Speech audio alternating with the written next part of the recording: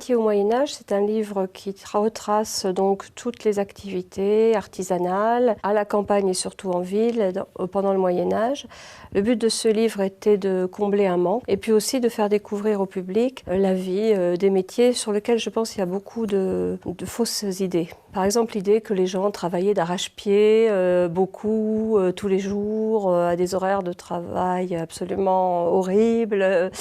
Alors qu'en réalité, c'est tout à fait le contraire, puisque si on compte les dimanches et jours de fête dans une ville moyenne en Europe, au Moyen-Âge, il y a 100 jours où on ne travaille pas par an. Et on ne travaillait pas très jeune enfant non plus, contrairement à ce qu'on pourrait penser, ça n'a rien à voir avec le tiers-monde aujourd'hui. Les jeunes enfants ne travaillaient pas au Moyen-Âge. Les conditions de travail difficiles, en fait, sont récentes, elles se sont devenues très dures avec la révolution industrielle au XIXe siècle. Autre idée reçue, évidemment, l'idée que les femmes ne travaillaient pas.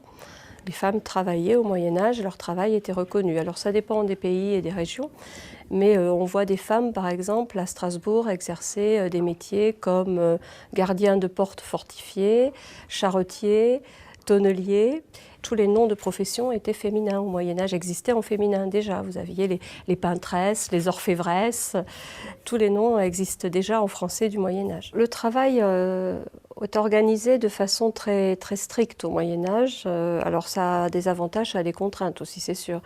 Mais on ne peut pas exercer un travail sans appartenir à ce qu'on appelle un métier, mais avec un grand thème, c'est-à-dire qu'il faut prêter serment, appartenir à une confrérie.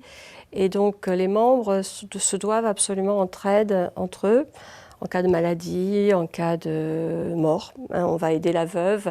Par exemple, il est totalement interdit à un artisan de pratiquer des prix plus élevés qu'un autre, en fait. Donc il y a vraiment une contrainte assez forte, mais il y a des avantages aussi, et on parle comme ça de sécurité sociale avant l'heure, puisque chaque métier a une caisse qu'il appelle la boîte, et donc on verse sa cotisation, et cette cotisation, elle est reversée aux ceux qui en ont besoin, c'est-à-dire les orphelins, les veuves ou les malades du métier. Si un nouveau venu arrive dans une ville, il ne peut pas exercer le métier tant qu'il n'est pas accepté par le métier. Il n'y a pas du tout de libéralisme. Voilà.